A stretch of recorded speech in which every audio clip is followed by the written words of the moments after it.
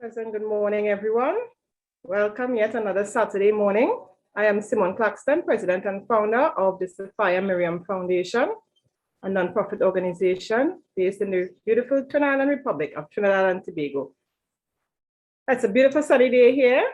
We have almost 50 persons on board with us today. Looking forward to many, many more joining us. I just love those songs. The CARICOM song really, unites us together as Caribbean nations. And I am enough. That song, it reminds even me that I am enough. Sometimes we need to be reminded. So I thank everyone for joining us today. Welcome all our partners on board from the various territories within the Caribbean. Welcome all our young ladies from near and far. And we thank our sponsors who made this program possible. National Gas Company, NGC, Unit Trust Corporation of Trinidad and Tobago. We have TGU, Trinidad Generation Unlimited on board, and the NLCB, National Lotteries Control Board. Welcome, everyone. Welcome. We have our topic today, self-esteem and mental well-being. Very, very important topics. Mr. Mitchell, take it away. Hi, good morning, everyone, and welcome to our second week of the Sapphire Miriam Foundation Dream Big Girls Empowerment Program. So we had a great session last week. It was fun, it was interactive. You guys lit the chat box up. It was amazing to see how many of you were contributing throughout the entire program. It's like we actually had to leave out things because you all did that for us. We're going to present to you guys other ways to deal with social media safety, and your contributions made it easy for us to do so. So thank you so much for coming. Thank you so much for coming back.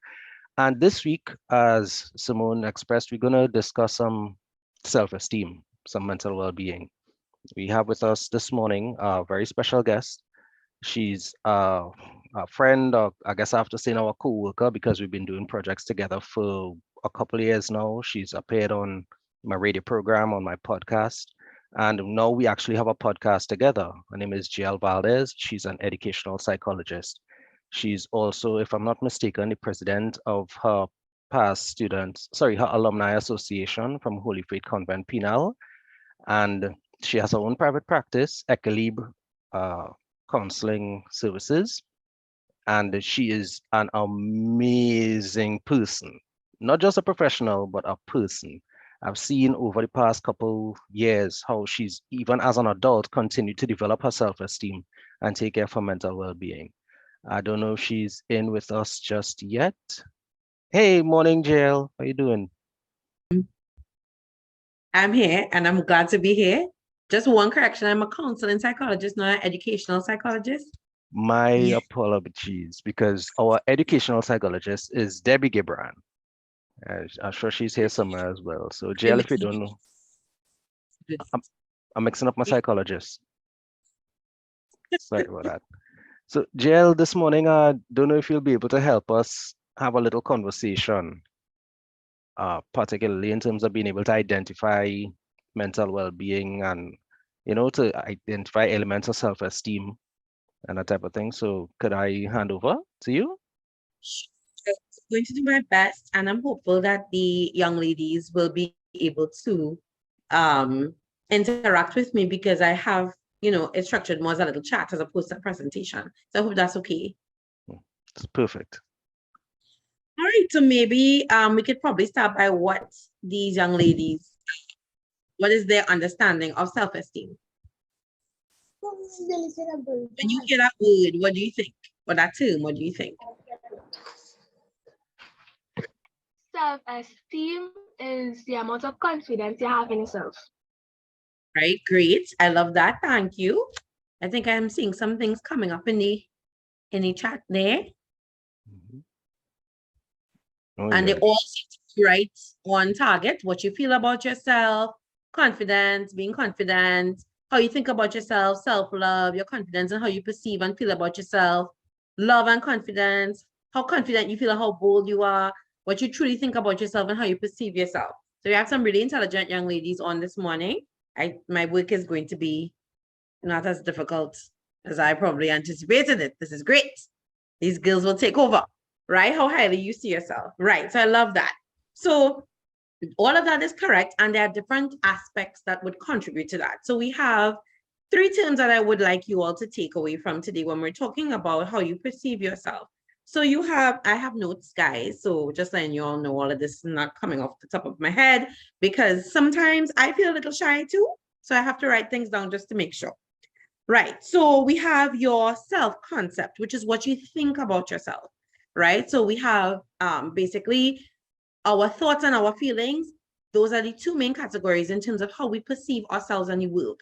So your self-concept is based on what you think about yourself, and your self-esteem has more to do with what you feel about yourself, right? And your identity is formed primarily through these 2 things, okay? And of course, what you think about yourself and what you feel about yourself would also be based on feedback that you get from your external environment, right? Primarily the important people, or what we refer to as your significant others. So sometimes people use that term meaning to relate to their romantic partners, but in this instance, it means anybody who is important to you. So your friends, your parents, maybe even your teachers, right? So if, for instance, you are in school and you hear all the time, oh, you're so brilliant, she's so smart, you work so hard, right? Then you begin to think, wow, I'm probably smart because look, my teachers are saying it and I'm seeing proof in my work, etc. So you begin to think of yourself as somebody who is smart. And then you figure, oh, well, I feel good about this because it makes me see something positive about myself, right? So then you begin to get a higher level of self-esteem because you think that you're smart and it makes you feel good about yourself. Is that clear for everyone? If there are any questions, feel free to ask me or interrupt me at any point in time. Yeah? Okay, so we have our self-concept and we have our self-esteem, right? And of course, your self-esteem can be high or low. And this can also have a lot to do with, as I said before, the information that you receive from the external environment, but also your self-efficacy, right? So self-efficacy has a lot to do with what you feel or how you feel about your ability to perform a particular task, okay? So for instance, in general, I would say that my self-esteem is pretty solid. I would say on a scale of 1 to 10, 1 being very poor and 10 being very high, I'm probably around a 7 or an 8 on a good day. Of course, there are days when I don't feel so great about myself and it comes down to like a 3 or a 4. But, you know, those are day-to-day, moment by moment, right? But generally, I think I'm pretty solid. I feel pretty good about myself in terms of how I think about myself, in terms of the feedback that I get from my environment, and of course, how I feel about myself. So generally, my self-esteem is okay. But my mathematics or anything with numbers at all is very low. I have a very low self-efficacy when it comes to math. It is not my strong point. Anybody who knows me knows, don't ask jail to count anything because it'll be wrong and we don't want that. So you have to accept all the things about yourself, right? The great things and the not so good things. So, I mean, I worked very hard to pass my CSEC mathematics exam. And that was great. But if I never have to see mathematics again, I will not mind. But of course, math is in your everyday life, which I had to learn the hard way. So after I thought I celebrated, yes, I passed math and CSEC, and for 2 blissful years, I went to UE to study. And I had to do statistics, which I'm told is different from mathematics, but they all seem like numbers to me. Anyway, I digress and I'm back. So just for you all to have an idea of how all these little pieces add up to the overall, right? So you can have a fairly good self-esteem and have low self-efficacy about certain things. You can also have a fairly low self-esteem, but have a really good or really high self-efficacy about particular tasks, right? So it could go both ways. Any questions on that? Any comments? No, miss. I'm hearing a Good morning. It's just a random question out of the topic. If you're having a bad day, right? Let's say you're feeling 0, you don't want to move, you don't want to get off your bed, you don't want to talk to nobody, you isolate yourself. sometimes during the week or the month, I feel like that. I don't feel like I'm happy. I just want to be by myself. I don't want to socialize with nobody. I just want to isolate myself, do what I have to do by myself. And I realized that wasn't good for me. And then I started to learn that you could have a care day, meaning you could take yourself out, do your nails, do your hair, you know, carry yourself on a $200 date by yourself. $200 a day.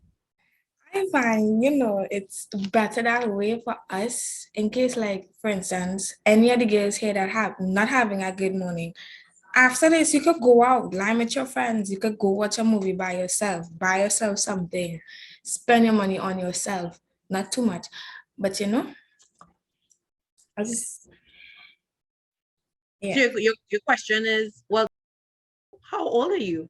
I'm 15. You're 15. Okay, great. And so your question is wonderful contribution, by the way. Thank you. So I just want to be clear on your question. Are you asking for tips on what to do on those days, or are you asking me if that's normal behavior? I'm asking if it's normal behavior, and I'm asking what tips you could give. Okay, thank you. Well, you know, I think you just answered your own question with that contribution. I think that's a big part of it. So I want to commend you for that. That was brilliant. I'm very careful about use of the word normal, because for lots of things, normal is relative. But I will say in this situation that behavior is normalized, especially for us females, for humans, number one, because everybody has bad days, right? Everybody has moments where they don't feel great. So in that instance, I would say that is normalized behavior.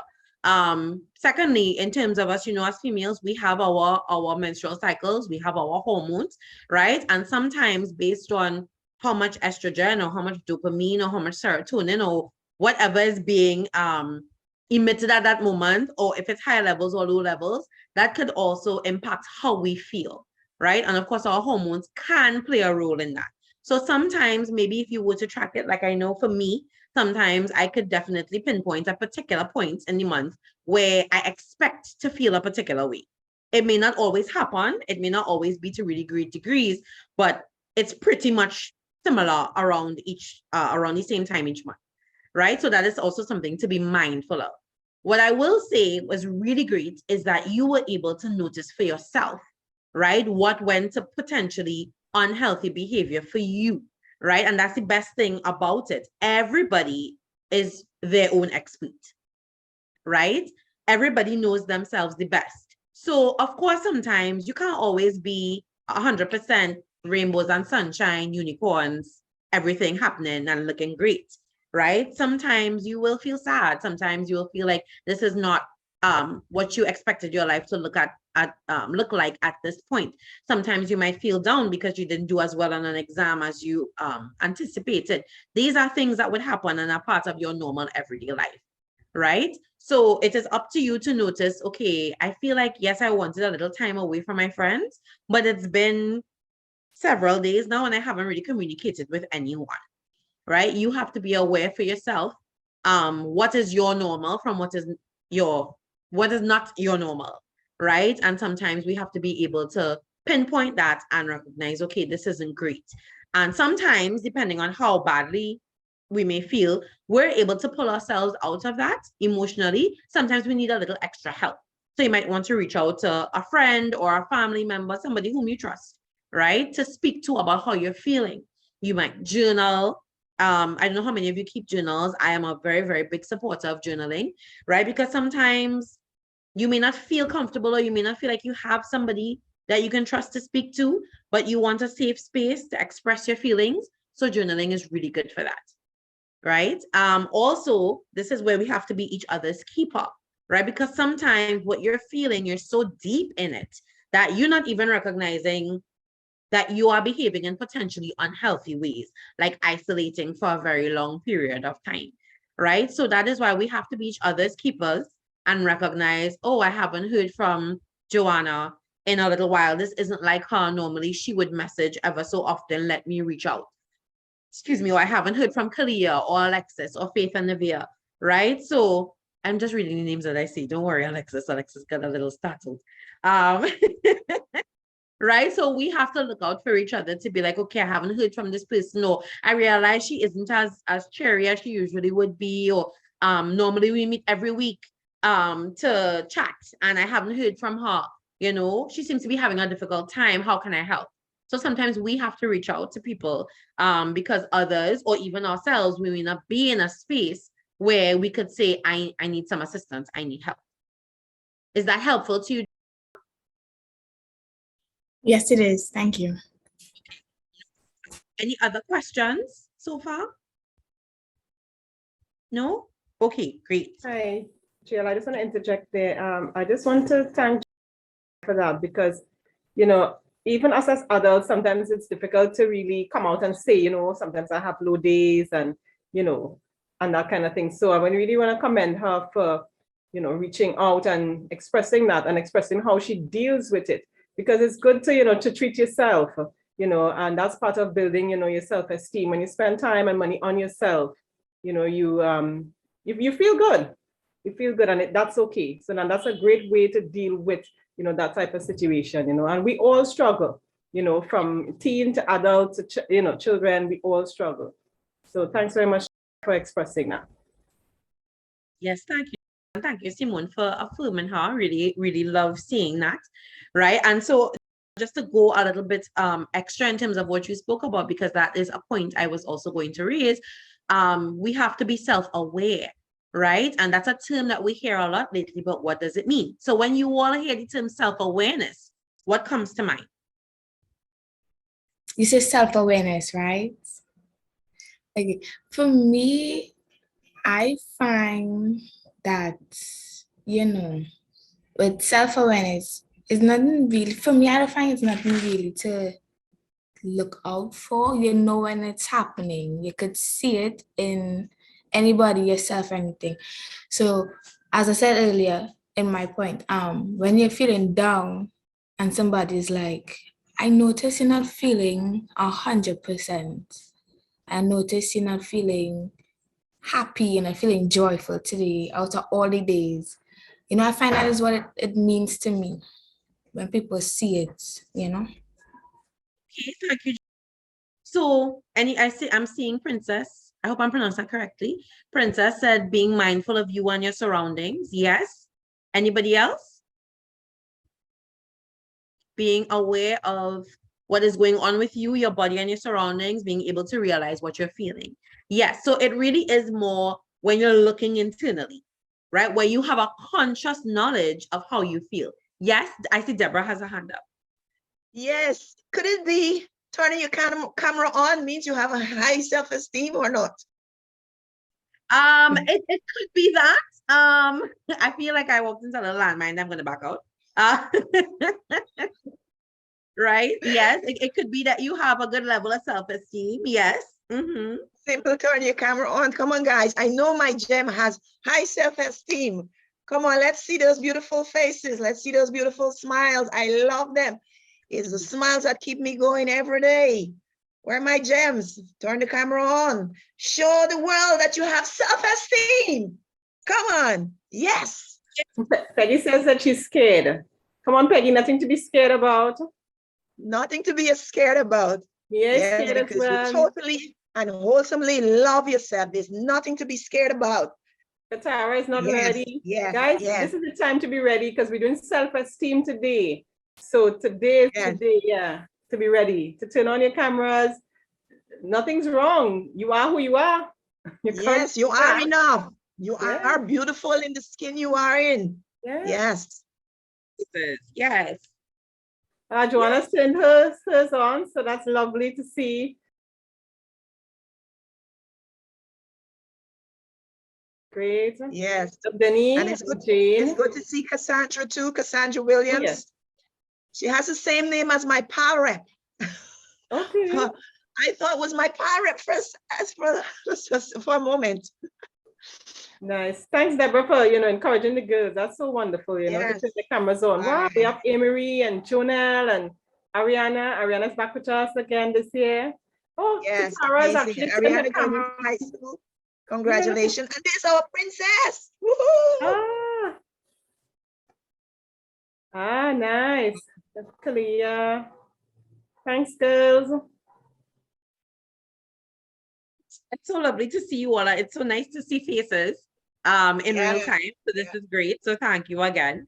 So your sense of self-awareness has a lot to do with your internal conscious awareness of who you are, how you feel, what you're thinking, right? What is good for you, what may not be good for you, right? So because at this stage too, as you all are learning and growing, and you have a lot of your friends or your social circles being your primary significant others, sometimes we tend to go with what other people think, right? And that could also make us feel good or badly, depending on what is happening. So you have to be aware for yourself to be able to make certain decisions, to make, for you to know what feels good, what feels off, and to be able to move in that direction, right? When you just butting in. I just want to make like one thing for every girl.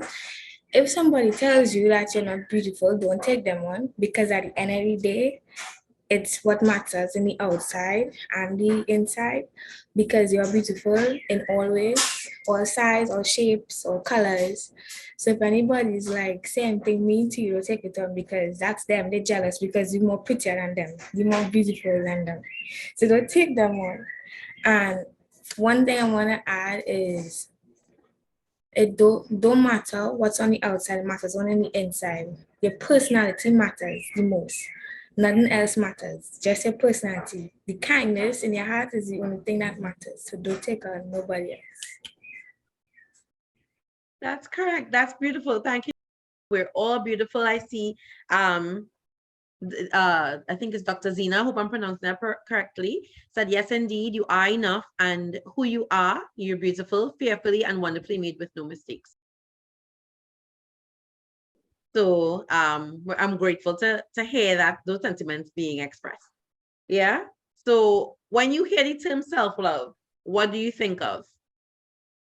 What does it mean to you?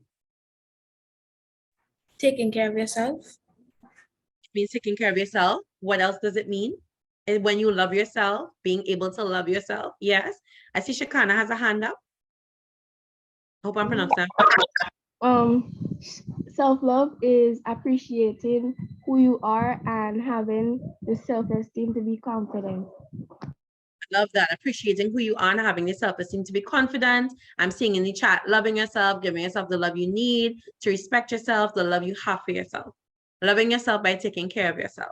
Right. So I know you all are hearing self-love and thinking self-care. Some of you right now, self-care is part of self-love. Right. So when you love yourself, it's about being intentional about showing yourself that love. So self-love is not just saying, oh, I love myself. Self-love is also basically putting your money where your mouth is and backing up your words with your actions. So it's all well and good for us to sit here and talk about how it's important to love yourself. But then when you come off of this chat, look in the mirror and tell yourself you're not good enough. Or you don't take the time to exercise, right? Or you're not eating properly and you're not looking after yourself. All of those things play a role in self-love. It's about how you take care of yourself physically, emotionally, mentally, spiritually, right? All of those things play a role in showing yourself love, right? So when you're able to do those things, you're able to cultivate a positive sense of yourself. You're able to express that love to yourself more. And when you do that, you recognize the importance of prioritizing yourself and prioritizing rest. And so self-care is what some of you spoke about earlier, taking care of yourself, doing things for yourself to show yourself love, taking yourself for a $200 date, right? Sometimes it doesn't even have to cost a lot of money, right? You can go in any pharmacy or Pennywise or what have you, and you could buy yourself a nail polish, and you could just say, okay, well, you know what? Today I'm going to just take some time and paint my nails. And that is a form of self-care, right? Going to sleep early. I know you all are like, what does that even mean? Right? But getting enough rest is super important, especially the older that you get. So Princess said a spa day for me. Yes, getting that mani, pedi, massage, facial, all of those things could be considered self-care, right? It could even mean, you know what, you've been really good with making sure you have good nutrition, you love KFC or you love chocolate or chocolate cake and you haven't been eating as much, you've been cutting down for some time. So you're like, you know what, today I think I can have a piece of chicken. Today I think I could have a piece of chocolate cake, right? So it's also just about making sure that you have all these things that you need, right? So Delia has taking a walk, chat with God. Yes, sometimes simply being out in nature is so reinvigorating, so refreshing, you know, just being able to step outside and take a breath, because, you know, for the majority of 2 years, we can really do that, right? So it's nice to be able to just not take these simple things for granted and do that, communing with God, having that conversation, having that quiet time, maybe to not do anything, but just to be still and see what comes up, right? All of that plays a role in self-care. Rewarding yourself like snacks on social media. Yes. Shopping, cute and beautiful stuff, a nice hair wash. Oh my gosh, nothing's better than having somebody else, especially shampoo your hair. Drawing is fun too. Okay. Hey, Ricardo. morning. Hey, Jill. So I was wondering if sometimes saying no is a way of showing yourself some self-love, because I have a bad habit of trying to do everything all the time and I end up getting tired and burnt out. So is that a way of taking care of myself? So I actually have a few ways for you guys to practice the self-love, right? And that is one, right? Setting boundaries. We have to know when to say no. Sometimes we don't want to say no because we might feel badly or because we don't want to hurt somebody else's feelings. But every time you do that, you're actually reducing the quality of yourself that you share with others. So imagine you have really nice juice. You love this juice, whatever is your favorite kind of juice, right? And you say, yes, I bought this juice and I have it. And somebody says, well, can I get some, please? And it's okay. And you give them some and you have less. And then somebody else asks and you give them some and then you have less. And eventually, in order for it to stretch, you add water, right? So you keep adding water to the juice in order for more and more people to get. But then eventually, how the juice gonna taste? It's just saying it. Unmute Jamin. What's that? It will taste watered down if you keep adding water.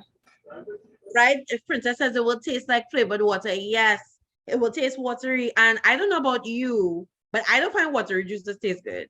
You find watery juices taste good? No. Everybody like watery juice, that's okay, no. But I personally find it will taste good.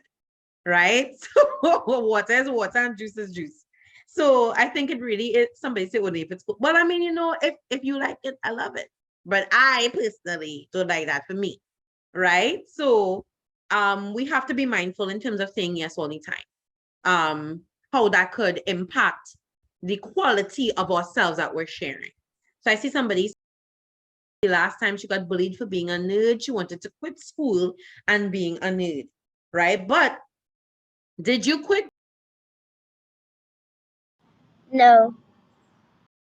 And that's important, right? Because if we allow the negative views of other people to dictate and determine how we feel about ourselves, then we really wouldn't do much, right? We really would not do a lot because we would be saying, well, this is what these people want me to do. And if they're right, then, you know, I shouldn't do it and you won't do much. Right? So you really have to be confident in your abilities because you have your dreams and your goals, and you have to be able to work hard at that. Bullying is not acceptable, but we have to also be able to know how to sidestep that sometimes and focus on the things that are important. Right? You have your dreams. What do you want to be when you get older? Do you know yet? No. That's okay. You have to figure it out. Whatever you're doing, you have to work hard towards it. So we can't let the bullies and them keep us down, right? Right. Okay, I seen singer and actor, right? So you want to be a singer and an actor and people telling her, you know, girl, you'll never make it in Trinidad. Trinidad is not the place for that. Or how you gonna make money from singing? You have to be real exceptional and you just ordinary. You have to follow your dreams. You know, as far as humanly possible, right? Follow your dreams. There might be different ways to do whatever it is that you would like to do, right? I'm seeing an actor, a jeweler, business entrepreneur, mother and wife. For me, self-love is being, oh, Okay, all the comments are coming. A psychologist, all right, Sapphire. Great job. A children's doctor, biochemist, pediatrician. Yes, we have some really great things coming on here, right? Debra said for me, self-love is being balanced, being grateful, being patient, being in love with me, following my passion and doing what I love, right? Katara said it's not good to make anybody feel uncomfortable about yourself. They can hate you or love you. Once you walk in the footsteps of God, you'll be all right.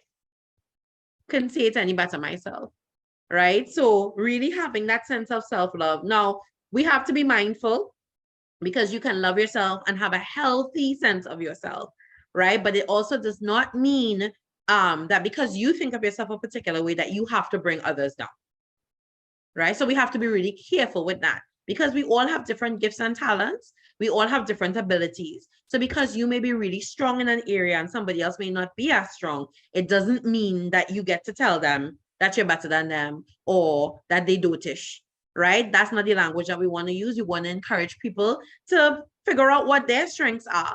And if they are weak and you are strong, if there's a way for you to help them, we want to be those people, right? We want to be people who help and support each other, especially as young women, right? Because it is so easy for young women to tear each other down, right? We want to be able to build a community where we build each other up, right? So self-love and self-care is about being focused on me and not feeling guilty about it, self-based, right? That is great. And to balance it off, because I believe in balance, Princess comes and she says, no narcissistic behaviorism, right? Absolutely correct. So you have a great sense of yourself, but you don't want to make it where everything is about you all the time, because then you become very draining towards people and then they don't want to interact with you, right? And that's different from having a healthy sense of yourself and a sense of confidence, right? So be mindful. It is a balance and it's okay if you don't get it right all the time. We all make mistakes, but the aim is to work towards being healthy so that we can be good to ourselves, good to each other, and great for society, right? So we have that being mindful, right? Being present in terms of where you are at right now. A lot of us tend to focus a lot on the things that happened in the past that we can't change, or the things that we're unsure about that are coming up in the future, which can cause anxiety and even depression, right? So we want to be very present in this moment.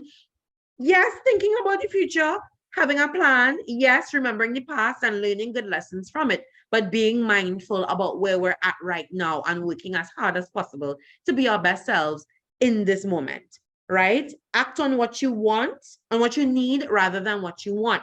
You might want to go online with your friends. You might want to be up on social media until quality hours, but you need rest so you could study your work and so you could work hard to become all of these things that you all want to be, right? So sometimes you have to make the distinction between what we need and what we want, because what we want may not always be what we need, may not always be what's best for us, right? Protect yourself, right? Make sure that we have good, solid, genuine people around us. The greatest gift that you could give to people is to be your most authentic self. Doesn't mean that being your authentic self means that you need to be rude and disrespectful, right? But it does mean making sure that the you that you're sharing is really genuinely yourself, right? And so we also don't want to have any frenemies around us, right? You want people who will not pull you down. You want people who will be supportive. Now, people who are being supportive of you doesn't mean that everything that you're going to do, good, bad, or indifferent, that they're going to be behind you. That's not a supportive good friend, right? That's somebody that doesn't want to get on your bad side, or right? But you have to make the distinction between somebody who doesn't believe in you and somebody who is sharing something that is beneficial for your own good, right? So keep good, solid people around you. Be mindful of your parents, right? Be mindful of the adults in your lives. Sometimes it may not always be the things that you want to hear, but sometimes it could be good for you. And sometimes you have to work a little harder to make the adults in your life see what you see, right? Because sometimes as adults, we don't always get it, to be fair, right? So we're not perfect. We will make mistakes too. And forgive yourself. When you do make those mistakes, don't beat yourself up. Don't, hold it against yourself for a long period of time where you're feeling down and you're like, oh my gosh, how could I have said that? How could I have done that? Why I didn't get this question on the exam right? How did I perform so poorly, right? You have to learn the lesson, right? You can feel bad because that's natural, but don't stay there. Don't allow it to consume you. It's time to get up and move again and try harder, right? Practice good self-care. So we talked about that. And also you want to live intentionally. Excuse me, whatever you do, be intentional about it, be purposeful about it, right? You may not know yet what you want to do with your life, right? But whatever you have decided and whatever you are doing right now, do it purposefully, do it with intention, be strong in what you're doing. You're not just doing things because anywhere the wind blows, that's where you go. You know, you want to figure out exactly what you want to do and make decisions that would support that, right? So you're being intentional, you're working towards a goal, right? You also want to decide, right? So you make decisions, right, which would support your intentions. So it's one thing to say, I want to do better in school next year, right? Come September, I want to do better in school. But if you have no plan to support how you're going to do better, then it's just a wish, right? So then we need to be able to have a plan that would support that. So if that means having a study timetable, if it means cutting down on your social media time or your TV time or your Netflix time, whatever it means, right? But ensuring that you can make decisions that would support the goal you want to achieve, right? And of course, accept and love yourself, right? That will always be a work in progress, easier said than done.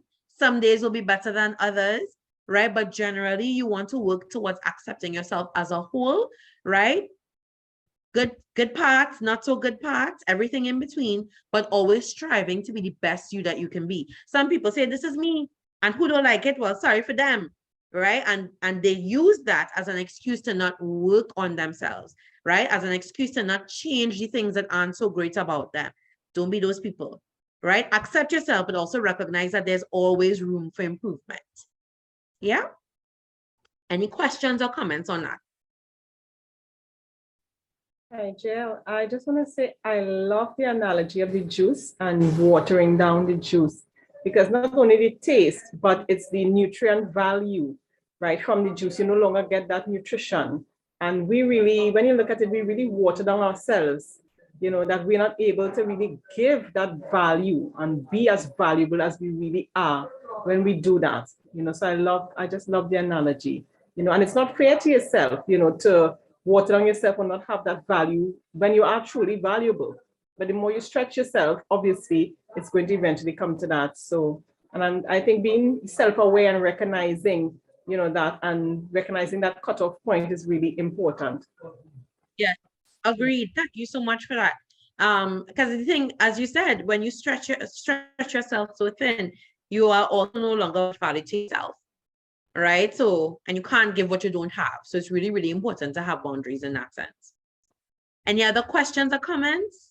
And also to add to what Simone just said, we're all unique stars in this universe. Nobody can be us. We're just so special and unique. Nobody can replicate us, no matter how they try. There could never be another Miss Simone Claxton. Never. There could never be another Ricardo Mitchell. Impossible. So you always have to celebrate who you are because you're special. I thank you. Yes, thank you, Debra. Yes, that's great.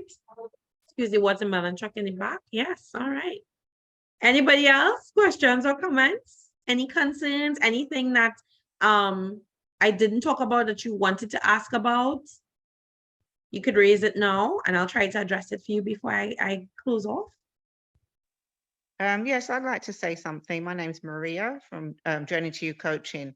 Okay. Also, sometimes we get involved in self-sabotage when we don't realize it. And so not taking care of yourself, you know, not loving yourself opens up a portal to a problem with mental health. So I kind of want to share that as well, that, you know, if you keep saying yes when you mean no, eventually it will affect you mentally. So it's important. I love this discussion today. It's so important to reach the young children, you know, our young girls, to get them ready for a life that isn't always daisies and roses, you know. It's ups and downs. But if we learn at a young age to protect our mindset, we are on the way to mastery of life. So I just wanted to share that, loving the discussion. Thank you. you so much, Maria. That was quite a valuable contribution, I would say, because all of this, of course, your sense of self, your levels of self-esteem, all of those, as Maria rightly said, do play a role in your mental health, right? If you have really low self-esteem, or you're always concerned about how other people see you in this way where you feel like you have to shrink yourself, then eventually you're not going to want to go outside. You're not going to want to interact with other people. You'll always feel like everybody's better than you and what you have is not of value, right? And then you start to develop anxiety, you can develop depression. So it really is important for us because everything works together, right? Your thoughts and your feelings, all of those things go hand in hand. Your mental health contributes to your sense of self. So you want to make sure that you're taking really good care of yourself because it translates into your mental health. I see Joanna has her hand up. I just want to put, you mentioned goal, like to get goal earlier. And I just wanted to put that, for me, my goal is art, right? I love to draw. I have this little flower drawing I just did just now. I can only draw stick. I was like, drawing, I was painting, and many times people would tell me, I'm not really gonna take you anywhere. I'm not gonna give you the money you're looking for. But I didn't care about the money, I didn't care about the fame. I just love doing it because it's me. That's what makes me me. I love doing that. And I found myself practicing every day till I get better and better. And the more you keep succeeding, the more people will hate. And it had this quote I heard, the more people hate, the more hunger it gives you to keep pushing towards your goal. And after that, I was like, every day, okay, I'm going to keep practicing. I'm going to keep doing this to make sure I am there. I reach the top, right? And the more you hate, the more it gives me hunger to continue. And that's like the best for me because the more people hate, the more I succeed. You just there hating on me for no reason. When you could be succeeding in life, but you're there hating on other people because you can't do the things other people doing. So I just want to put that there. Thank you, Joanna. It's always great to have motivation. I mean, it's always better if we have, absolutely supportive people around us. That's a great community as opposed to the haters. But, you can't dictate how people will respond to you. So yes, it's important to keep focused on your goal and work towards that no matter what anybody says. Because I can tell you, I have 2 degrees and I'm pretty sure it's the skilled people that are out here making this money. So because during COVID, people were not paying for their mental health, but they were risking their physical health to go and get their nails done. So, the art, sometimes even what your dream is now and the way you see it playing out, it might play out in a completely different way than you ever imagined, but that might be a way that could be even more beneficial to you. So you want to be open to wherever your dreams and your passions can take you, right? So that's pretty important as well. I see Jocelyn has her hand up. So I love cooking and it's my favorite thing I ever do. I cook for my family sometimes and they say it's yummy, but I don't make it for people because I'm a little scared they won't like it. Well, and I totally understand that, Jocelyn. Sometimes, we feel confident about something in one area and then to go for outside of our comfort zone, that could be pretty, pretty scary. Excuse me, but sometimes that's how we get better. Because I mean, I'm not saying that your friends and your family will be dishonest with you. I'm pretty sure that they would have been the first people to tell if it wasn't so great, right? But it's always good to know what other people think as you continue to hone your craft and learn and grow. And one day I would love to come to your restaurant, right? And come and have a conversation with you as the chef, and you'll say, remember when we did that session, how many ever years ago? Well, I decided to branch out and it was the best decision for me because now I have a chain of restaurants and I'm really successful, right? So sometimes you just need to be you have to do things even though you're scared. I don't think the fear ever really goes away. I was a little scared coming to chat with you guys this morning, but you all made it so easy to speak to you. I feel a whole lot better about that, right? But sometimes you have to do the things even though you're scared, right? So do it scared because sometimes the fear doesn't completely go. And the fear could motivate you or it could paralyze you, but you get to decide which way you go. So thanks for that. Anybody else?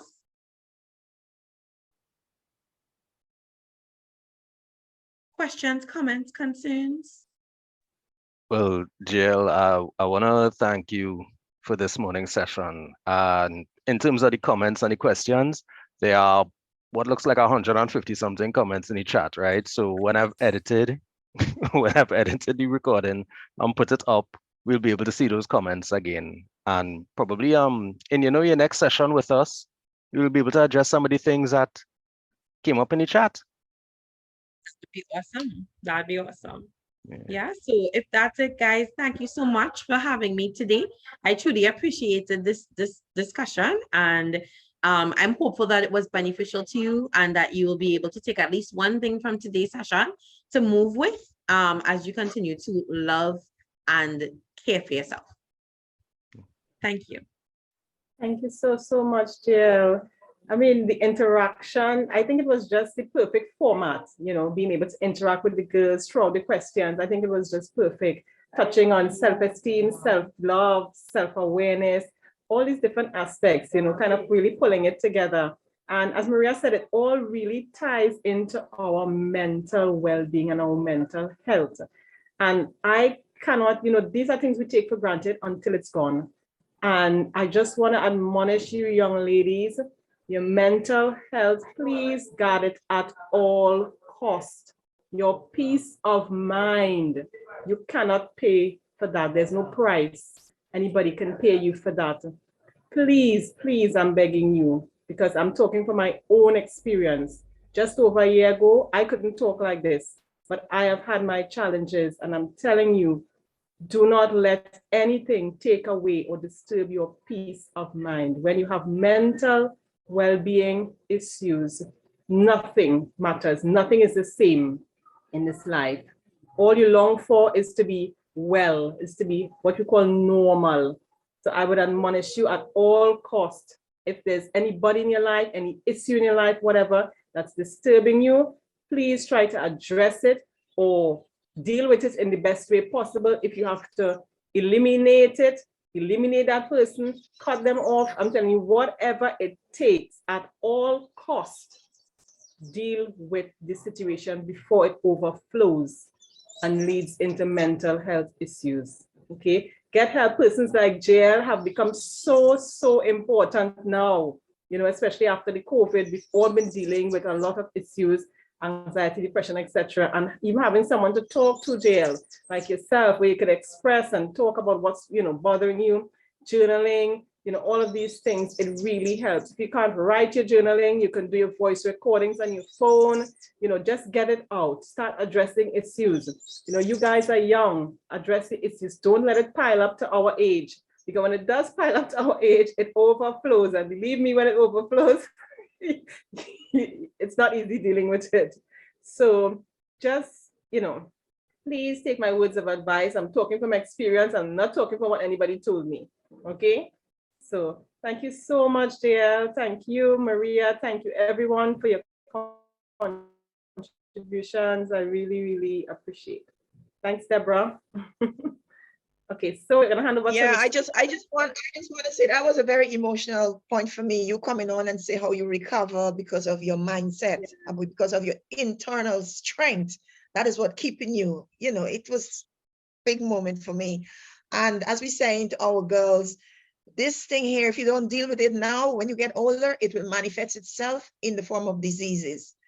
All different diseases. It will manifest itself. So you need to deal with what is happening with you internally.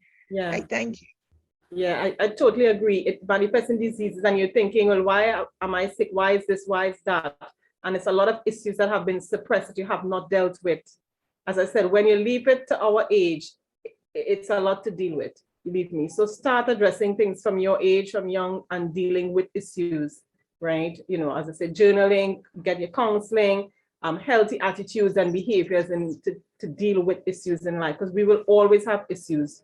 Once we are alive, we will always have things to deal with. Okay. So thanks very much, guys. Turning back over to Mr. Mitchell. You're muted, Ricardo.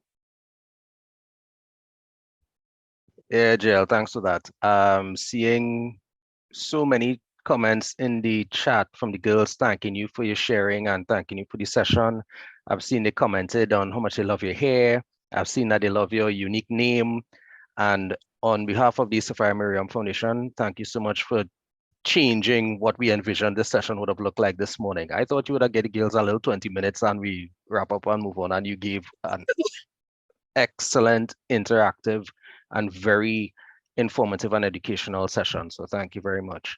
And Thank you very much for having me. And these girls are really good for my self-esteem today. So this is great. Thank you. Yeah. Have me back.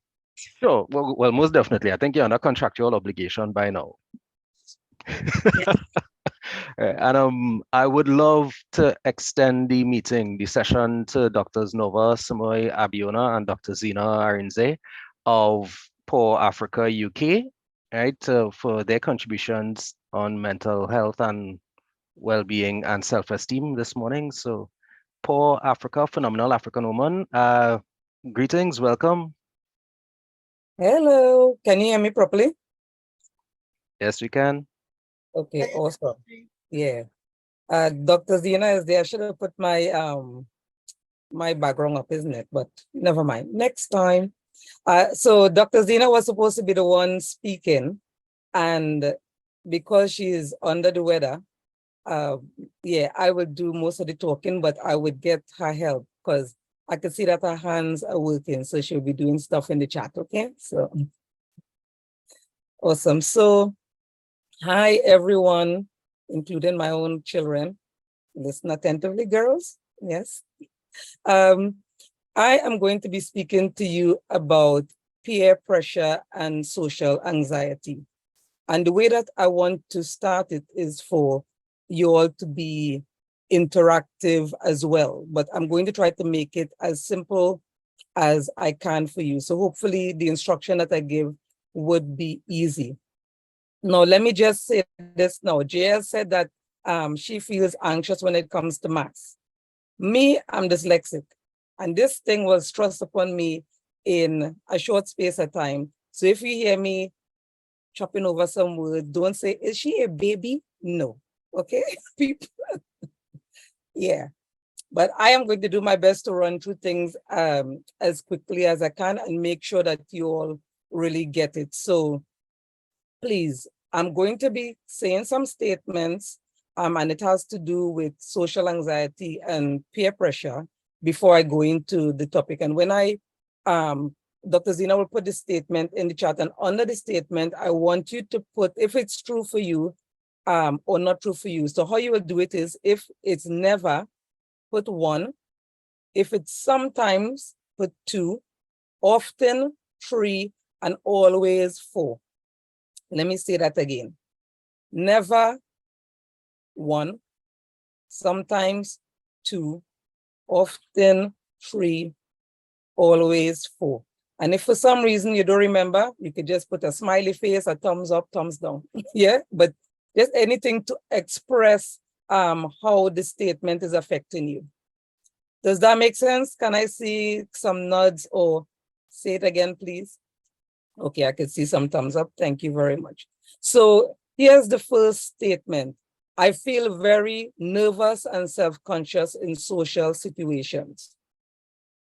So, yep, put 1 if it's never, 2. All right, you all are getting it. Awesome. Nice. I'm going to move on to the next statement. It's challenging for me to start and maintain conversations with others.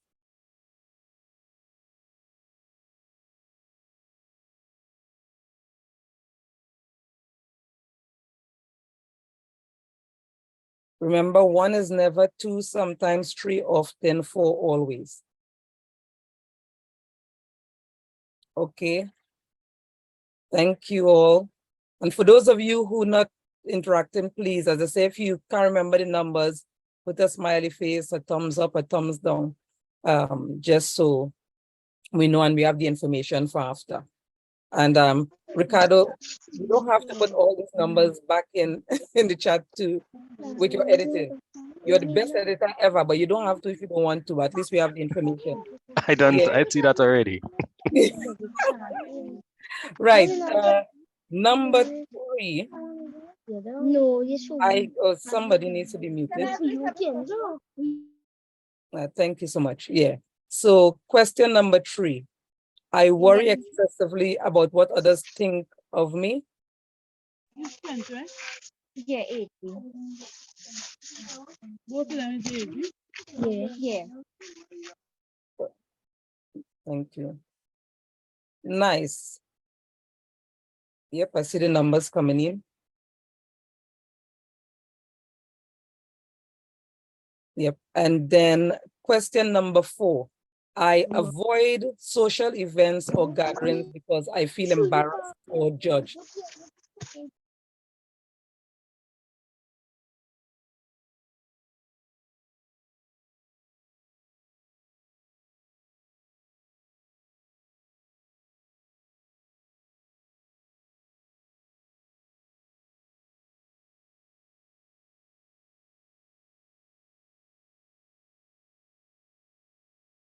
Right, let's go to question number 5. I have difficulty speaking or performing tasks in front of others.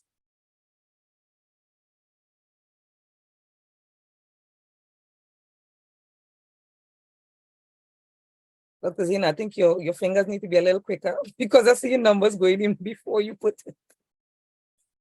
So once I start reading, put it in, yeah, please.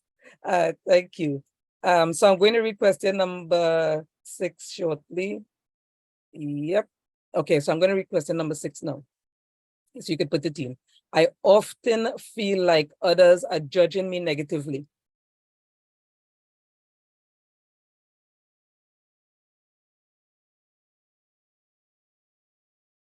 Lovely. Awesome. Awesome. Wonderful. We are at question number 7, which means this after this one, we have 3 more to go. So 4 questions. I fear being the center of attention. 1, never. 2, sometimes. 3, often. 4, always. I just realized my hand's not even showing. 1. I was like, 1. Yeah. Nice. We are at number 8. I frequently blush and feel my heart racing in social situations. That is me when it comes to reading. Boop, boop, boop. Feel like I'm about to drop down, but I think I'm doing okay. So 1 for never, 2 sometimes, 3 often, 4 always. Nicely. Number 9, this is the second to last one. Yep. Oh, thank you. I find it hard to assert myself in social interaction.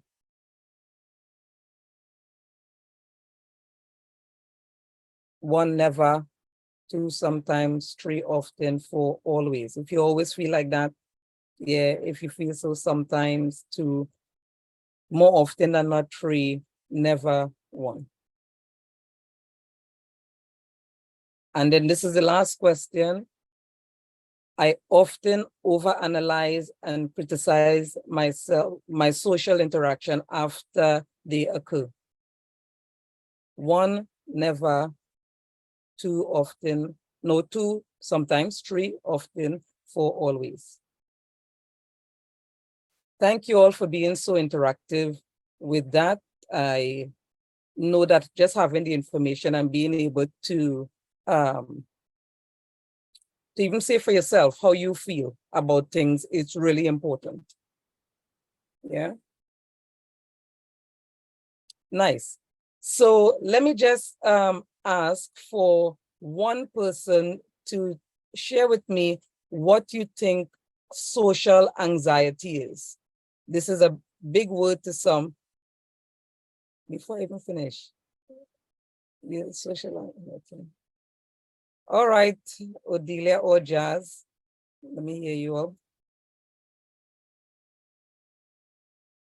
Social anxiety is when you get feel anxiety around other people. You get nervous, or like people you haven't met, or like social gatherings and stuff. Thank you.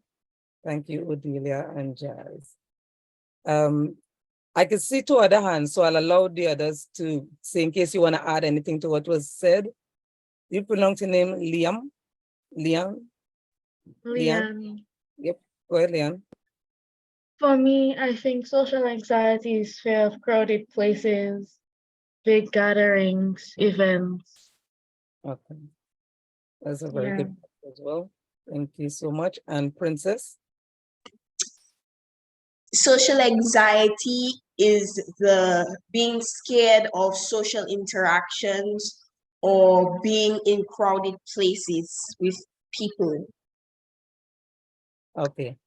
Thank you. Thank you all so much for sharing. I'm going to share with you the definition that I have for social anxiety. So social anxiety is a disorder or what is known as an illness when it comes to feeling anxious or flustered. So it's not just I feel uncomfortable, but it's excessive, an unreasonable fear when it comes to being in social situations. So you feel anxious, you feel afraid, you're very self-conscious about being judged, feeling embarrassed or humiliated. So if you are feeling that on a regular basis, it's coming up a lot for you, then it's something that you have to really look into, maybe start speaking to your parents about it. I'll talk more about things that you could do to cope, but that is the first thing. The next definition is peer pressure. So if I could have two people only, I'm only taking the first two to say what peer pressure is, in your opinion. And it won't be Odelia and Jazz, but thank you. Those are my children people, so sorry. That's why I sound like I'm being a bit, yeah. Yeah, okay, yep, go ahead. The first person in. Peer pressure is when you're being like forced to do something by one of your friends or anybody in general. Yeah, beautiful, well said. And I don't even want to say this name wrongly, so the second person, Gabriela, and the other person, please. Just unmute whichever you want to say, go ahead. Shaquana. Shaquana, thank you. Okay, peer pressure is when you do something because you want to feel accepted by other people. Beautiful, beautiful, well done. You know what I love? When unless you all are like super good at Google or something, you have all of this bank of knowledge and information already, so people can't just, as I say, introduce things to you and you don't know. So it's really, really good that you know, and people know that you know because you're able to articulate it well. So well done for that. So I'll tell you the definition that I have here, which goes in really with what you all have said, yeah? And that is that peer pressure is when influence is exerted by a person or a peer group to encourage someone to change their attitude, value, or behavior to conform to the group's norm or to what that person wants you to do. So literally, it's their way or the highway. So they keep pushing, and sometimes the way that they can do it can be subtle, but often. So they keep reminding you, come on, girl, oh gosh, come on, try it now. So it doesn't sound as though they're forcing you, because sometimes if somebody sounds a bit harsh, you might decide nope. So, or if it's somebody that you like or you're friendly with, you find it easier to say, all right, okay, and give in, even when on the inside you feel I shouldn't do it. Yeah, so it's something for each and every one of you all to think about. So here are signs of social anxiety and peer pressure.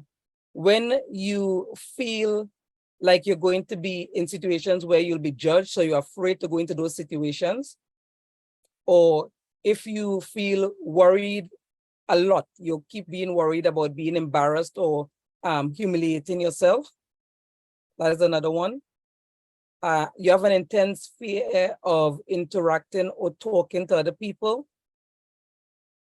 or you're going along with a group of people when you know you really don't want to, but you decide, you know what, just to please them, you're going to do it.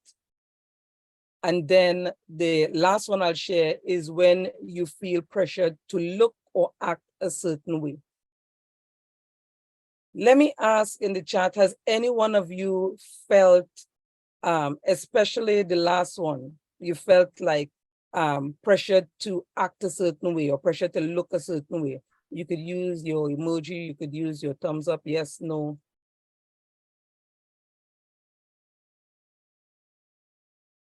Thank you. I can see a lot of yeses in the chat. And the reason why I'm asking and telling you to put it in the chat, and well done for those who say no as well, is when you're aware of your behavior or you're aware of things that are happening with you, it is easier for you to address it. If you are doing things and then in your own mind or in your own opinion, I don't have a problem with that, then you're doing what we call fooling yourself. And sometimes you're not fooling other people, you're fooling yourself, and you don't want to be in that situation. So it's always good to be self-aware. So well done for those of you who, whether it's yes or no, it's just good to be aware of the kind of person that you are.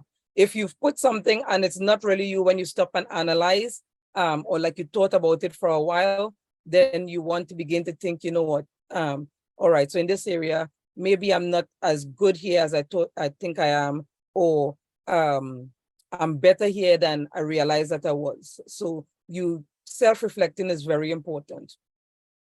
So one of the myths that goes around about social anxiety, remember I said it's an illness, but there's a big myth that goes around, and that is that it's simply being shy. You're just a shy person. Oh, I'm too shy, too shy. No, no, no, no, no. Shyness is, especially as a young person, there are times when you get into a situation, you might feel a little, I don't know, awkward at first is the term I should use. So you don't just blurt out what you want to say. You're very guarded or cautious initially.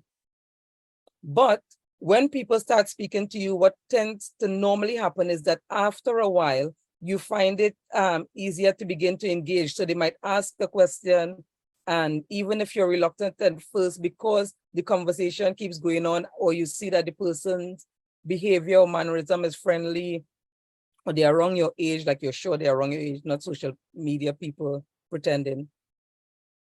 After a while, you're supposed to warm up to the person. But if you find yourself every situation, and no matter how people try, you still can't seem to shake it, that's when you have to begin to think, is this me being shy? And even for parents listening, is this my child being shy, or are they a lot more anxious than I realize? So should I begin to look into that a little bit more? Yeah. So I want to share with you all some coping mechanisms that you could use. In fact, actually, if you have any questions based on what I'm saying, put them in the chat. And Dr. Zena, if you see them, because you know I cannot be talking to you early and read it. So you or Simone, Debra, anybody sees the questions and you just want to let me know, please do so. Yeah. So here are some methods that you could use for coping. And some of the things that we would say, you would hear that JL said it before, and some things were said last week, because there are a few things that are common. They help you with moving forward in life and growing anyway. So you want to make sure that I know a lot of you are taking notes, I could see it, so make sure and write these things down. You want to get enough sleep. You want to make sure that you're eating healthy. Exercise regularly. Those things will help you to reduce feeling anxious. So if while you're at school, when it's PE time, you never want to do PE, when you're going places because maybe mommy and daddy have a vehicle, or you're accustomed traveling, you don't want to walk and stuff at all, maybe it's a good thing to even start slowly, just doing some more active stuff. Yeah, because I know with this age of social media, television, YouTube and stuff, you could find yourself being in one spot more often than, let's say, back in my day when we were climbing, go over a tree and falling off and going back up again. Yeah. So in fact, is there anybody here who has never climbed a tree? Anybody here? You've never climbed a tree, ever? Let me see. Just put never or no. I used to climb a guava tree. Oh yes, I know the guava tree feeling. I've gone up a few. I've come down quicker than I wanted to as well sometimes. Imagine one day I walked my children to school like about a half a mile. When we got to school, that was before school, and there was this pawpaw tree. It was like almost like horizontal. So I just wrapped my legs and my arms around it, and I was just swinging like a monkey. And then the tree fell, and all the children, including mine, started laughing. I'm like, oh my God, even my children started laughing. And then I remember there was one little girl that came and said, are you all right? Oh. But I just kind of resist a tree. Yeah, or you know when your children say, oh Lord, mommy, don't embarrass me. This time your children didn't say that. They're like, mommy, this is funny. So yeah, but I know what you mean. Like there are things, because I live in the UK now, there's some things that I don't do as much. But once I go back to Trinidad and I see certain things, I just get so excited. And so I have to try it. So for those of you who have said never, I can see one or two people say no, never. I would encourage you to go with someone. Don't go and try it on your own in the first place, but go with someone and at least try it for the first time. You might like it, or at least, yeah, so that next time you can say you tried it. Yep, go ahead, Melanie. In my primary school, there was like this mango tree. It was quite short and like it had 3 different sections. So and it wasn't too high, so we used to go up during lunch times and sit in the middle of the tree because it was like a little seat because you could lean back on one of the branches and the other 2 sides you could put your hands on, and like multiple people could have sit on it, and like we used to have lunch day sometimes. It was really fun. That's beautiful. In the UK, even though they have trees and the school compound, you're not allowed to be climbing any tree like that. They would quickly tell you to be careful, come down, those sort of things. So yeah. It was quite short, so it wasn't like, because I think they had filled the ground after the tree was fully grown, right? So basically you could like reach mangoes and just pick them with your hands. You could sit on the tree. It wasn't too high. It was good height. Like standard one, like that height of standard ones, yeah, standard ones could have reached it and stuff, so it wasn't too high. Yeah, it's lovely to hear as well that you could pick mangoes in the school compound and eat it as well. That's good. That's something healthy. So yes, Odelia and Jazz, yes. At school, we're allowed to climb trees in forest school. Or in forest school. That is a particular day. And outside of forest school, I climbed trees at lunch. Okay, so I stand corrected apparently by the English during in primary school. Yeah. Yeah, go ahead, Jessalyn. So I have a mango at my grandma's house. Once I climbed it and I almost fell. I was like shocked, but I did get some mangoes. Well done, well done, well done. But one thing I must say, when I was a kid, I decided to climb my neighbor's tree, and I climb and climb a Jack on the Beanstalk, and then I started seeing houses of roofs of houses, and I'm like, oh my God, oh, what am I doing? I just started panicking. But be careful when you're climbing.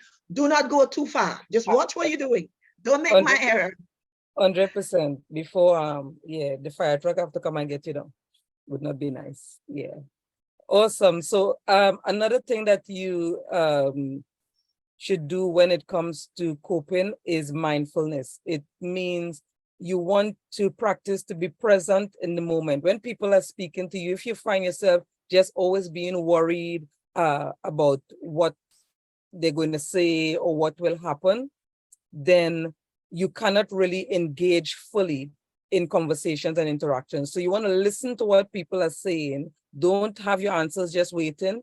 You want to decide even beforehand, you know what, I am going to look forward to learning based on what people are, what the conversation is going to be like, even when it's with adults or children your age and stuff. You just want to be open to hearing and learning and growing and to making your contribution as well. Once you give people that space to speak and they know that you have heard them, it is easier for them to do the same for you. But sometimes when you're so anxious, you're not even listening to what people are saying. So you would just want to just be more careful, or I should say mindful with that. Communication as well. You want to talk to someone if you find yourself feeling anxious or you're having a lot of peer pressure. You want to talk to someone you trust or someone you feel you can trust. So for example, you might talk to a friend if you're older. The younger ones, I'll encourage you to talk to a family member, teacher, if you all have mental health professionals, or even if you don't know where to start, you could even just speak to God and say, Lord, guide me as to who I should go and talk to, please. Who should I talk to? But don't decide to just, you know what, this is the way I am and I'll stay like this forever, when you know it's really, you're not interacting and enjoying things the way that you know you can, yeah? Also, being more assertive, and JL spoke about this as well. You want to get comfortable with saying no when you have to say no. You also want to get comfortable with saying yes when you have to say yes. But in this instance, especially when someone is trying to pressure you or ask you to do things and you don't really feel comfortable in doing it, you don't want to just decide, I'm going to say something or do something to please somebody else. Yeah.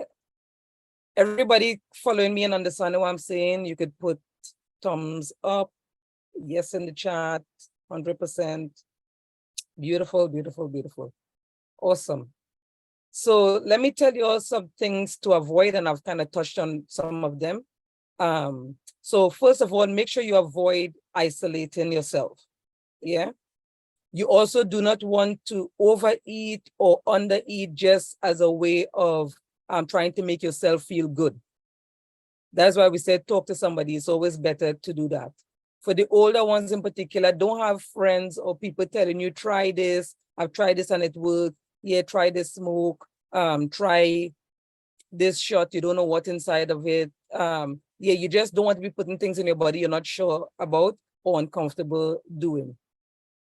You also want to make sure that you don't belittle yourself. Sometimes we find ourselves having conversations with ourselves and telling ourselves negative things, or we begin to deliberately do things so that we look worse in front of people. So for example, you feel bad about yourself or you are uncomfortable, and then you decide, I'm going to put on something that looks silly just so that they will have something bad to say about me. Because what will happen is you begin to reinforce for your own self negative things about you, almost like, you see, I knew I wasn't good enough, I knew I wasn't this. And then when people ask you to do things that they want you to do, you find it easy. Yes. Hi, just something I want to ask. For me, when I am stressing or have anxiety or panicking, I tend to stress eat. Then I would sit down, I could watch any type of show and I would stress eat on different things. And yes, it's not healthy, but I find it calming for me. What tips do you have for me to stop like stress eating when, I'm panicking or overthinking about something? Like, what tips do you have? Okay, so the first thing I'll ask is this the first time you're speaking about this, or have you spoken to your parents about it before at all? First time. Okay, so I would encourage you, this is a good thing to have a conversation with your family about. It's great that you are speaking to us, and I know this is a nice, safe space, but I want to encourage you to take it even further, because when you feel uncomfortable or you're doing things in that you're not happy about in your home, after a while, it could put a strain on your relationship that you have with your family and those around you. Because by the time they point out to you, why are you doing this, you might want to justify it and stuff. So start with just like you've spoken about it today, which, as I said, well done. I commend you for that. After the session is finished, so write it on your notes. Maybe just talk to your mom about it, because maybe together you all could make a plan as to how you can, I don't know, your mom could either move the food from where it is if it's easy for you to go and get it. Another thing is, if you have access to fruits and things that are more healthy, you can reach for those things instead of reaching for things that might be more junk, or you've already eaten it and you don't need to eat anymore. Because what would happen is, after a while, you could create another problem where you begin to hate the way you look, and you know it's now, then it becomes a vicious cycle. Yeah. So I don't want to bombard you with too much, but I'll say start with those, I think it's 3 things I've mentioned. So you want to talk to your parents and see what help you all could do together. That would be a really brave thing for you to just sit down and say, I want to talk to you about this. I find myself, when I feel anxious, comfort eating, I'm looking at television and eating more, or scrolling through social media and eating more. So I want you to really help me to not make this a habit, so that it begins to affect me in other ways. Thank you. You're welcome. Yep, go ahead. If I, like, when I'm stressed, if I go to read, usually I would do that. But like, if I don't feel in the mood to like read, I would like go and listen to some.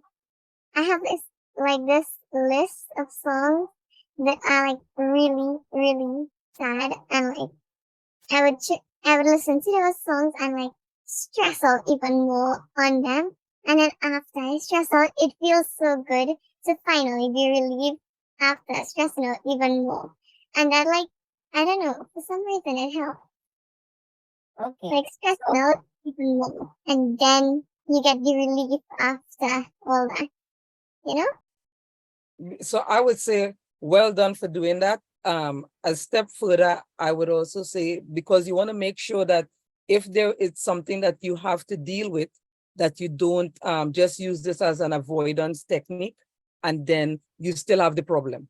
Because you could feel good about yourself, and then after a while you realize the problem is still there. So you want to, if you notice that after, like, from listening to the music and feeling good about it, there is still an issue that you have to deal with, then you want to begin to seek to get help and support to deal with that. Dr. Zina. Sorry, I hope you can hear me. I'm so sorry, I've lost my voice. I just wanted to say,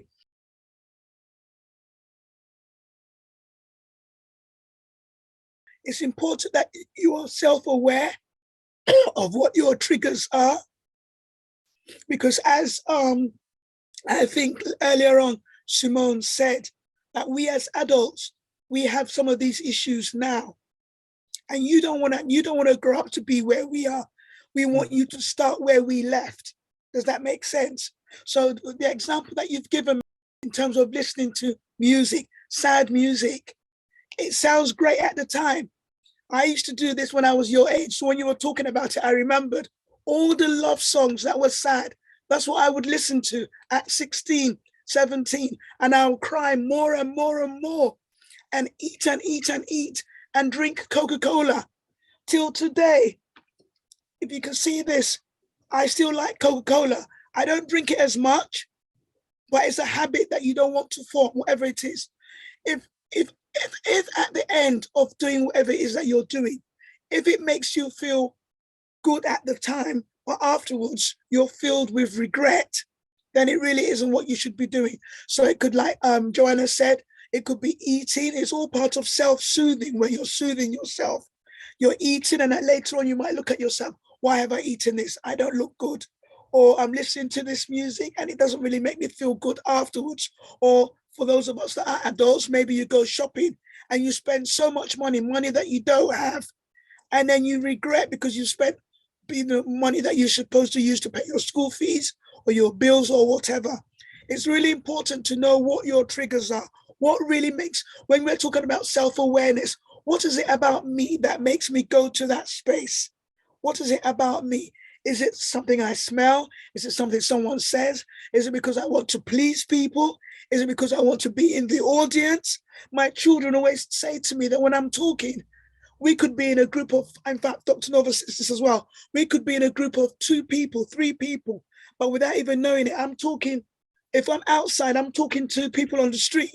I don't know when I do it because I like an audience. So you need to know what your triggers are and then begin now as a young person to start putting the right things in place. And do talk to your parents. Don't be embarrassed about it, but know yourself more than ever before. Know yourself more than you know anyone else. Know yourself. Be more self-aware. It's so, so important. And I really have to applaud both of you and everyone else that has contributed for actually talking about the things that you've been going through and the things that you've noticed about yourself, because it means that you're already on that journey. Many of us were not on that journey when we were your age. So well done. Great point, Dr. Zena. Thank you. And yes, we heard you through this weekend. Thank you so much. Thank you. So I want us to just do another simple exercise. I would not be surprised if maybe every year you all do this. Yeah, but it's just breathing, because sometimes when you're in the middle of something, you want to be able to calm yourself down. If you find yourself feeling anxious, or you want a minute to be able to think and make a decision when people are trying to pressure you into something. So we are going to, everyone, whether camera is on or off, preferably your cameras being on would be lovely. But if you could just practice to, you want to breathe in, so sit comfortably, first of all, make sure you sit in, you have enough space. Close your eyes, and then I want you to take a deep breath. And when you're taking the deep breath in, to count to 4. Hold the breath for 4, and then release for 4. Now, some of you, if you know you're not accustomed holding your breath for too long, you could count for 4 quickly. And after a while, hopefully, your counting for 4 could get, with more space. Yeah, so let's just try that now. And breathe in.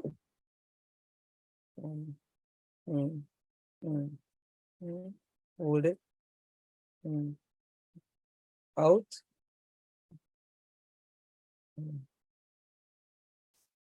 Okay, let's try that one more time.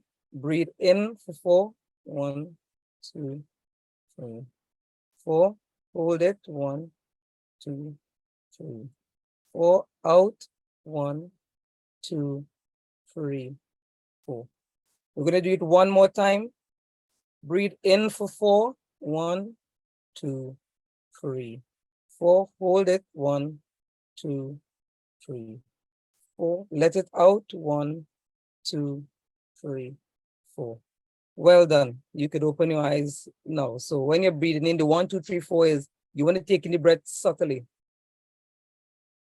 Not no. Yeah. So that's where I was counting the 4. Awesome. So 2 more things quickly as I round up. The first thing is I just want to share this quote, and actually JL again shared the quote more or less word for word. And it is from somebody called Bethany Hamilton, and it says that courage does not mean that you don't get afraid. Courage means that you don't let fear stop you. So there are things that you all know you would need to make some changes based on some of the answers that you've made. You just want to be courageous and begin to make those changes. Yeah. And the last thing, and I just want you all to put your thoughts in the chat, and 1 or 2 people to just answer when I ask the question. I'm going to read a short story, is very short. Yeah, I'm going to read part 1, and I want you to share your thoughts, and then I'll just finish out the story. So it's about a girl called Jessica, and it's Jessica, a 15-year-old. She used to feel very anxious around her peers, and she always felt like people was judging her. She went to a new school where she faced immense pressure, and she felt that she had to conform. In fact, she started doing things that she wasn't comfortable with in order to feel comfortable and to be accepted. So I'm pausing there to ask, if you met Jessica, what advice would you give Jessica? Is that Odelia? I see. Yes, Odelia. Me and Jazz are both going to call it on this one, but I'll go first. I would say that to Jessica that you should be yourself and find other friends that can convince you to be yourself and not convince you to like be the opposite thing that you are. Okay. And now Jazz can comment. Thank you. Go ahead, Jazz.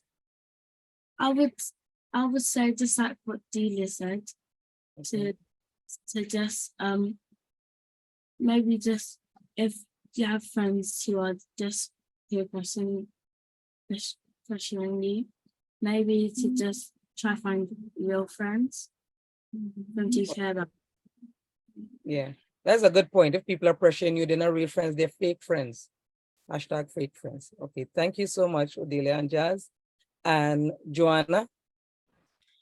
I would tell her that if I saw her, I would tell her, again, like I said earlier, that is her low self-esteem. She's doubting herself. You don't have to make friends. You don't have to be nice and pretty and everything for everyone. You could be your own self. You could be your own you. Do what makes you happy. And I find, as I said earlier again, is your personality matters, nothing else. So she just needs to believe in herself more and forget about the outside world and what they think, because it's just her and her personality. Thank you so much. Well said. Peggy? If I met her, I would tell her that she should be her own person and find friends that accept her for her. Rena? Thank you so much, Peggy. Well said as well. Oriana? Is it? Hi, it's Arena. Arena. I just always say this to my friend. She does always be like, people don't like her, and she's not good enough. And I just always be there to tell her, it's not what people think of you, it's what you think of yourself is what matters. And if you feel comfortable in your skin of, what you're doing making sense to you and it makes you feel good, that is what matters, not the outside world. People will talk and they'll always have a lot to say about you, but it's up to you to allow them to make you feel how and make you feel less than what you are. Awesome. Thank you. Melanie? I'm going to take after Melanie just the last two. Yeah. I would advise her that, how people could be like, they find it hard to say no. I had this problem and it's still there, but like I could say no to certain things that I know that I should say no to. But so I would advise her to like practice that, and then if she doesn't want to, she could like start off with explaining stuff to her peers. And if they do not understand, then she could seek to find new friends, because fake friends, that's just unhealthy, because you can't be continuously doing what you don't want to do. You know what I mean? Like, you don't want to, it would affect her mental wellness, as you all had said, because she's doing something that she doesn't want to do, and she knows it's wrong and she doesn't want to do it, right? Mainly that she doesn't want to do it. So she would eventually not feel good about herself, and she would try to cover up her own identity, and she would try to be someone who she's not. So in reality, she would have a hard time like explaining stuff, and she would have a hard time expressing herself, and that could be a problem. Yeah, well done. Well said as well. Was it Ariana that had her hand up before? Did you want to say something? No, Tanisha. I saw Ariana and Tanisha. Those were the last two I'd said, but both hands are now down. I would say be yourself and don't focus on what people think about you. Thank you so much. Okay. So oh yeah, let me just finish out what happened. So eventually she decided to seek help. So she spoke to the school counselor And over time, she learned coping strategies to manage her social anxiety and to stand up to peer pressure. Now she feels happier and more confident in her own skin. The end. Dr. Zina, any parting words? Make it short and sweet because time is of the essence. Right. I was just going to say, just in response to what Melanie mentioned in terms of explaining yourself, sometimes we don't even need to explain ourselves. If you are sure and confident in your beliefs and in your values, you don't need to explain yourself to anyone, as long as you are sure. Because more often than not, and I think somebody said it, if the person is not a good friend, or if the group is not a good group for you, you could explain until you're blue in your face. They're not going to agree. And then you're going to feel even worse. You're going to feel as if you're going to feel undervalued. You might even feel as if there's something wrong with you, because you'll be thinking, oh, these are my friends, or this is my group. So as long as you are sure and 100% sure that you are right, these are the things that are in line with your values, you don't need to explain yourself to be you. You don't need to explain yourself unless you're doing something wrong. But 9 times out of 10, if your reasons are correct, please, please, please don't explain yourself. Stand by your decisions. If it's wrong, you can always turn, you can always get it right. But let it be wrong because of yourself and not because of anybody else. If that makes sense, sorry. But that's all right. Thank you so much, Dr. Zina and Ricardo. Back over to you. Thank you all so much. I saw some comments in the chat. As I said, I can't read that now, but I know Ricardo will work his magic. So we're looking forward to the magic being spread. Thank you. And thank you for the interaction, everyone. Yeah, thank you very much, Dr. Zina. Thank you very much, Dr. Nova. And for you young ladies making the contributions that you did. This was very, very interactive and very informative as well. I enjoyed it and I lost track of time. Yeah. And speaking of time, there is something that I promised you that we would do. And I want to see how best we could get it in, because I don't like to make promises and I definitely don't like to break promises. So there are a couple of us in here this evening, well, this morning / lunchtime still, and we want to get to know who you are. Look, Amory already type it in the chat there, introductions. Right, so I'm gonna hand over to Simone and Debra, right, to manage the introductions of the young ladies with the exercise. Thanks very much, Ricardo. So glad to have Debra on board with me. So thanks very much to Poor Africa UK. Valuable contribution.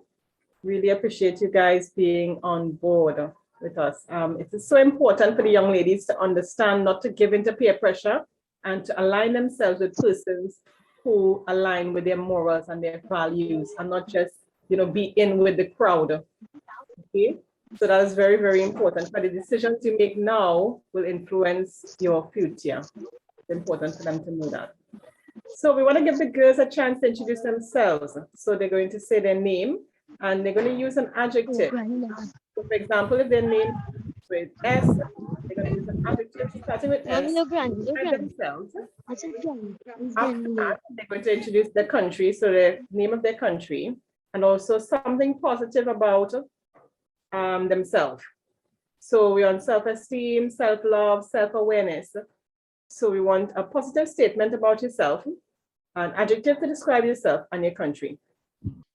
Let's start with Dominican girls. So Debra, you take it away. Invite the Dominicans. Come on, princess. Let's roll, Dominicans.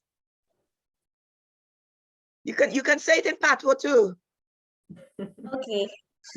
Hello, I am Precious Princess. I am from the island of the Commonwealth of Dominica, and I am a very good reader, and I love this session very much. Thank you. Love you. Yay. Thank you, Princess. Excellent, Princess. And I must say, Princess, just put something in the chat. It's my value is priceless. It can't be bought. I tell myself it is made of matter. It matters because it can have an effect on my life. Example, my hitting my toe on a wall. I'm aware of the wall now because it hurt my toe. But it was it was always there. I have to be mindful of it because it's like all humans beings who can make an impact. I choose how to react to what effect it can have on my life. Thank you. And Princess is my daughter, by the way. Thank you, Princess. I'm so proud of you. All right. So who wants to go next? Yeah. Hi, my name is Kitara. I'm from Dominica and I love drawing. Excellent. And give us a K that describe your name, Kitara. I'm kind. Kind Kitara. Good job. All right, who we have next? Come on, my Dominican girls. My name is Caricia Baron. I am from the Commonwealth of Dominica. I am kind-hearted and I like that I am a quick learner, I am smart, I have a beautiful voice, and I can draw very well. Wow, well done, Caricia. Caricia is from my village. Good job. All right, who else we have? Hi, my name is Peggy. I'm from Dominica and I love reading and I'm very pretty. Oh, pretty Peggy. That's nice. All right, who we have next?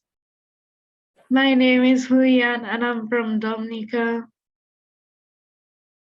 And I'm strong-willed. Excellent. All right. Hi, my name is Shaquana Samuel. I am 13 years old from Grenada. I attend the Happy Secondary School. My favorite hobbies are crocheting, drawing, and dancing, and I dislike having long conversations with people I don't really know. Excellent. Been so brave, Shaquana. Who's next? Joanna? Hi, my name is Joanna. I'm 15. I am from Trinidad and Tobago, my beautiful country. I love art and I am beautiful in both ways and different sizes and different colors. Great. Let's have Emery. Don't forget to use your adjectives, ladies.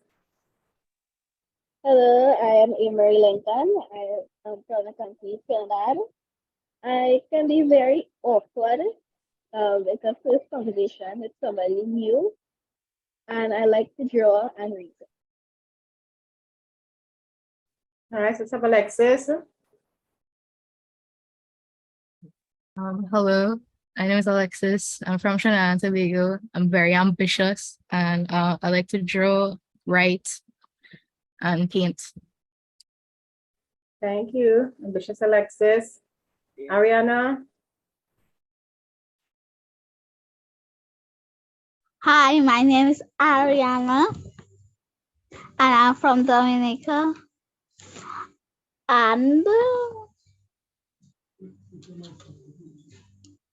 I am very ambitious. Excellent. Ambitious Ariana. Ambitious Ariana, thank you. Delia? Delia, I'm very optimistic. I like drawing, listening to music, being on social media and cooking. And we're Afro-Caribbean, but we currently live in the UK. Very nice. Jazil? Jazz? I'm Jazz. I like listening to music, and I'm also Afro-Caribbean. Wonderful, Jazz. Nice. What the J stands for, Jazz? J. Justice, I think. Justice. Justice, Jazz? Yes. Okay. Let's have Jaslyn. Hi, my name is Jaslyn. I'm from Suriname. I like drawing and painting, and I'm very beautiful. Great, ladies. Thank you. Tanisha. Hi, I'm Tanisha. I'm from Suriname. I'm a model. I love to read and I'm talented. Thank you. Hi, my name is Alina. I'm from Trinidad and Tobago, and I love to sing and I love to draw. And my first name stands for amazing. Amazing, Alina. Thank you. Faith? My cousin's supposed to be here, but she had to buy new stuff, so she's with me right now. So my name is Debra Charles-Mark. I am from the country Trinidad and Tobago. I am very good at art. I am nice. I am smart, and I'm a very good woman. Thank you, Nevaeh. Yep, Kalia. Hi, my name is Kalia Kelly. I am from Trinidad and Tobago. I love to draw and listen to music. I recently wrote essay and passed my first choice snapping in my girls' college. Wonderful. Thank you, Kalia. Congratulations. We have Melanie. Hi, my name is Melanie Harlal and I'm 13 years old. I recently wrote essay as well, but I passed from Holy Faith Convent Penal because that was the closest place nearby to us that I had to be my first choice. And I'm from Trinidad and Tobago. I like to try new things. Thanks very much, Melanie. Congratulations on your essay results as well. And Melanie Jail also went to Holy Faith Convent Penal, so I think she'd be pleased to hear that. Oh yeah, a wonderful choice. Not this year. I'm going into Form 2, by the way. All right. I haven't had any of my friends who wrote essay and passed like this film again. Though. Ladies, you have to be proud of your, achievements, okay? Don't take it for granted, right, Melanie? Gotta be proud of your achievements, right? Nice. HFCP is the place to be. Ah, great. Is that Michael? Michelle? Okay, so my name is Michael. I'm from Antigua, and I like gaming, and I'm good at baking. And the M is for magnificent. Thank you, magnificent Michael. Wonderful. Welcome. Hi, I'm Orina Raphael. I'm a young mom. Determined to do a lot of things. I'm hardworking. I love cooking because I like my belly. I'm good at baking. And the O in my name stands for outgoing.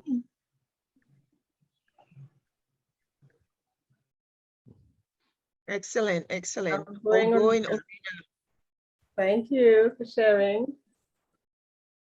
Who's next? Right, ladies. So we're looking to wrap up. I'll hand over to Debra. Debra, you wanted to do a quick exercise? I have to rush up because I have another appointment. Because I have to go into the city now. Well, so yes, I'm not able to stay. Yeah, the good news is that Dr. Nova Yeah. took us through a square breathing technique. Yes. Right, and we got the introductions done. So Deborah, I don't know if you just want to lead us out in a word of prayer and gratitude, and we could call it a day. You can stand up. I can just give you a quick thing, a tool to actually help you to do some grounding. This is all about how you can get yourself back into the present. You're feeling anxious and stressed or whatever. So you can stand up. You have been sitting for what, 2 hours? Yeah. You can stand up and let's just set some good intention here. Bring the hand to the heart. As we going through to this day here, let's set some good intention for happiness, peace, and success. And then we lift our arms up. Palms facing together. Inhale deeply and exhale. We're going to say 3 arms out loud. Inhale.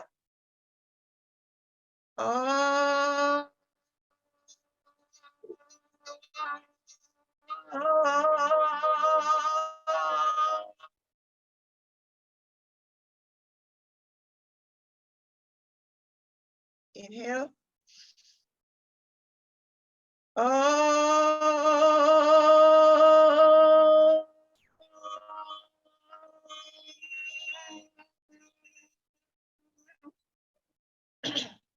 One more time. Inhale. Bring the palms down. Rub the arms, rub the palms of the hand together.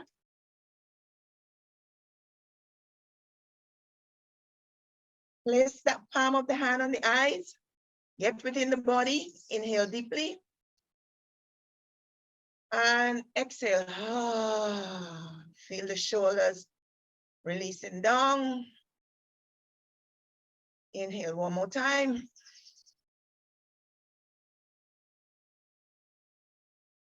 May we be free of suffering. May we be happy. May we be peaceful.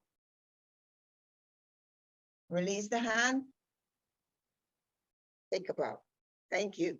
Simple. Thanks so You much can for that, do that Deborah. anytime you're feeling overwhelmed, a little grounding exercise. Thank you so much, Deborah. Are you okay to lead us in a word of prayer as we close off? Yes, sure. Thank you, Spirit of Life, for this amazing day, this brand new, never before lived day. We've gathered here under your care and your protection.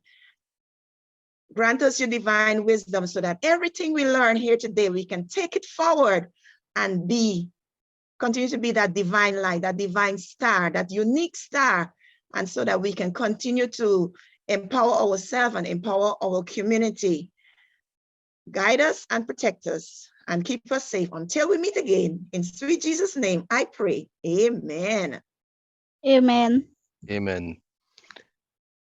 So, guys, thank you so much for the time. I know we ran a little over time, but it was really important that we get to know who the other people in the class are. And you guys gave some amazing adjectives. I think we got a lot of great information from our presenters today. We got some great activity in the chat. And I'm going to invite you guys to check out the Instagram page, right? Sapphire Miriam Foundation has an Instagram page, and to join the WhatsApp community so that we could send you guys things directly. So it wouldn't always be coming to your email. You'll be able to get some of the stuff a little more directly, right? Don't be afraid to share the videos and that type of thing with your friends, because this is not just about us. As Debra so eloquently said, a girl empowered is a community empowered. So this is about us impacting the people around us as well. So thank you guys. Enjoy your lunch or your early dinners, as the case may be. I know we have people 5 hours ahead.